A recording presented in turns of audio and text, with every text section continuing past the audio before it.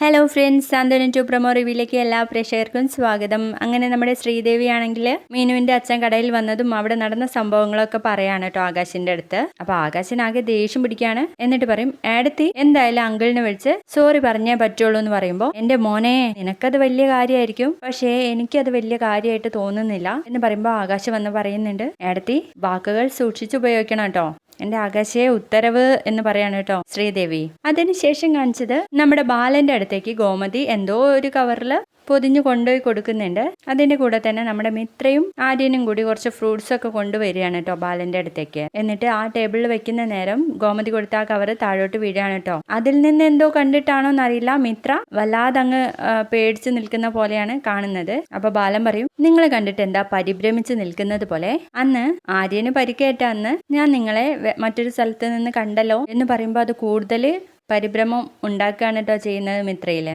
ബാലൻ അങ്ങനെ പറഞ്ഞത് കേട്ട് ഞെട്ടി നിൽക്കുകയാണ് കേട്ടോ മിത്ര. പ്രൊമോ വീഡിയോ ഇഷ്ടപ്പെട്ടാൽ ലൈക്ക് ചെയ്ത് സപ്പോർട്ട് ചെയ്യണേ. ബൈ.